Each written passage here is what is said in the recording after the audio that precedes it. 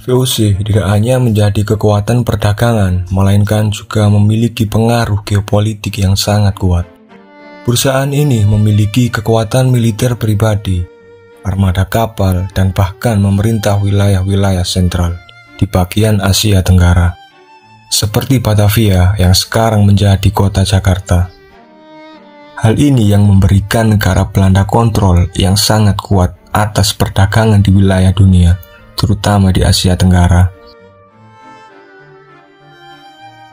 Beberapa sumber menyebutkan bahwa VOC adalah perusahaan terkaya di dunia sepanjang masa, dengan nilai aset mencapai 78 juta gulden atau setara dengan 7,9 triliun dolar AS atau 112,6 kuadriliun rupiah saat ini. Yang apabila kekayaan perusahaan terbesar saat ini seperti Apple, Microsoft, dan Google jika digabungkan masih kalah 3 kali lebih tinggi. Di video kali ini kita akan membahas bagaimana organisasi ini terbentuk, bagaimana cara marketing mereka, dan hingga bagaimana mereka bisa menguasai dan membentuk nama Hindia Belanda atau nantinya yang dikenang sebagai Indonesia, dan apa penyebab organisasi itu hancur.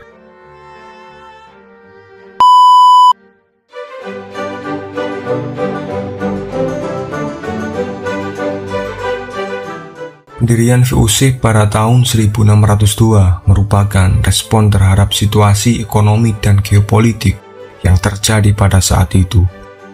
Pada abad ke-17, Belanda merupakan salah satu negara yang berperang untuk kemerdekaan dari penjajahan Spanyol. Perang selama 80 tahun itu antara Belanda dan Spanyol telah menciptakan kekacauan yang sangat besar di wilayah ini. Pada saat yang sama, Belanda juga terlibat dalam perdagangan internasional yang semakin berkembang, terutama perdagangan rempah-rempah yang sangat berharga.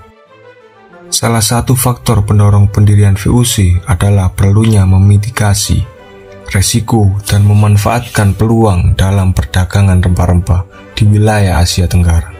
Rempah-rempah seperti cengkeh, kayu manis adalah komoditas yang sangat dicari di pasaran Eropa, tetapi sulit diperoleh dan diangkut dari wilayah-wilayah Asia Tenggara karena jaraknya yang sangat jauh. VOC didirikan sebagai jawaban terhadap tantangan ini dan untuk mengamankan monopoli perdagangan rempah-rempah di wilayah tersebut.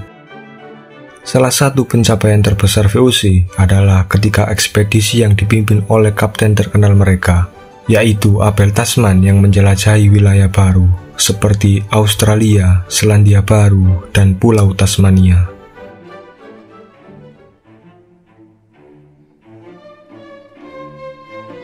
Guna melakukan monopoli dagang dengan negara Asia Tenggara, VOC menerapkan beberapa kebijakan.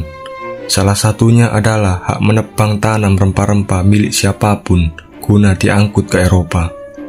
Monopoli VOC dilatar belakangi ketika tahun 1603. VOC membangun pusat dagang pertamanya dengan lokasi di Banten, tetapi pusat dagang tersebut dinilai tidak menguntungkan karena harus bersaing dengan EIC. EIC sendiri adalah organisasi dagang milik Inggris di masa itu yang menjadi pesaing berat VOC.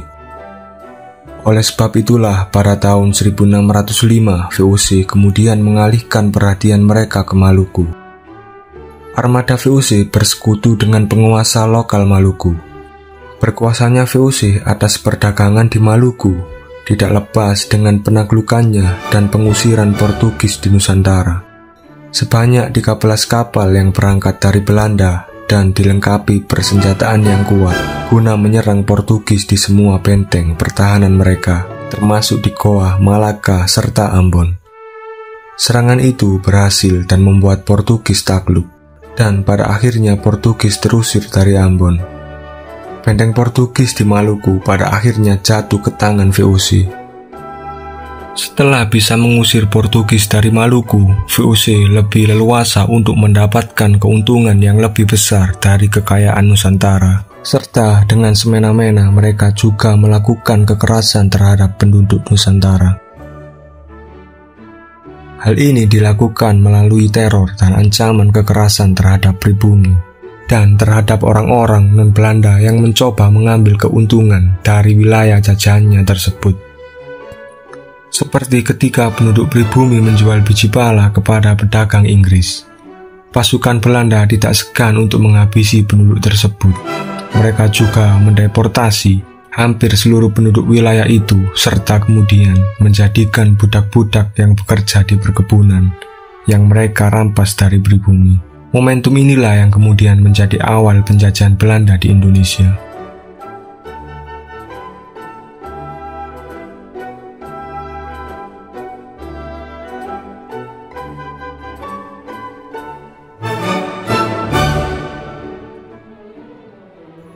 Tidak membutuhkan waktu yang lama, VOC kemudian terlibat dalam politik internal Jawa pada masa itu, serta mendirikan kantor pusatnya sendiri di Batavia yang saat ini menjadi Jakarta. VOC bertempur dalam beberapa peperangan yang melibatkan para pemimpin kerajaan Jawa, seperti perangnya dengan kerajaan Mataram.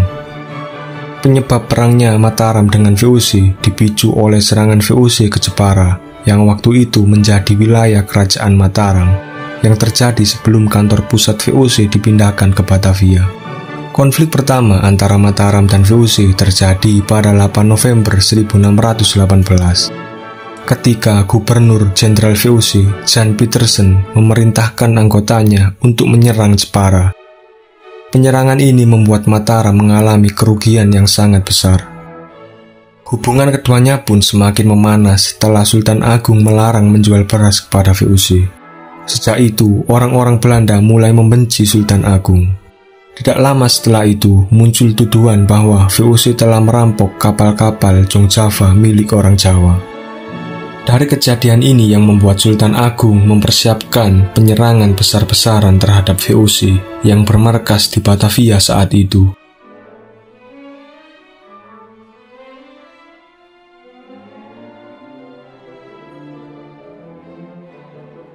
Pada tanggal 22 Agustus tahun 1628, Mataram dan pasukannya siap mengepung kantor VOC di Batavia.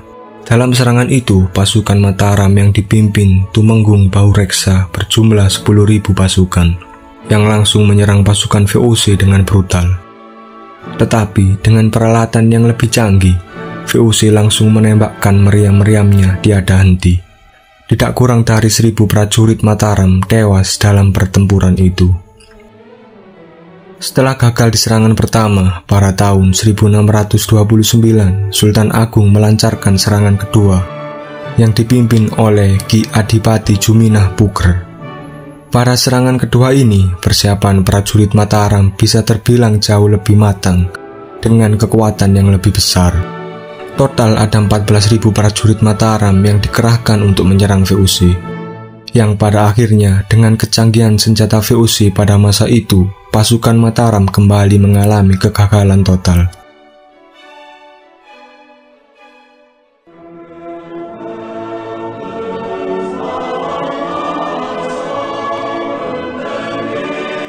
Pada akhir tahun 1799, VOC dinyatakan bangkrut, dan pada akhirnya wilayah jajahannya tersebut diserahkan kepada pemerintahan Belanda, yang menjadi awal mula nama Nusantara diganti menjadi Hindia Belanda oleh Kekaisaran Belanda waktu itu. Penyebab kebangkrutan VOC adalah ketika mereka harus mengalami banyak pengeluaran untuk biaya peperangan yang berlangsung lama, seperti perang melawan Sultan Hasanuddin dan pasukan Goa. Perang dapat bisa berlangsung bertahun-tahun karena terus mendapat perlawanan dari pribumi dan ulama waktu itu. Tidak hanya itu, VOC harus mengeluarkan biaya yang tidak sedikit dikarenakan membayar gaji pekerja saat itu. Daerah kekuasaan VOC yang luas yang menyebabkan pada besarnya biaya gaji yang harus dibayar. Praktik korupsi juga diduga menjadi penyebab bangkrutnya organisasi itu. Sebagian besar gubernur jenderal menjadi orang kaya setelah berhenti dari VOC. Contohnya Gubernur Jenderal Farnhon melakukan praktik nepotisme dengan menggantikan mertuanya, Pada tahun 1796, mantan gubernur Jenderal Willem van Orn juga melakukan korupsi itu. Saat kembali ke Belanda, ia menjadi jutawan dengan membawa lebih dari 10 juta gulden.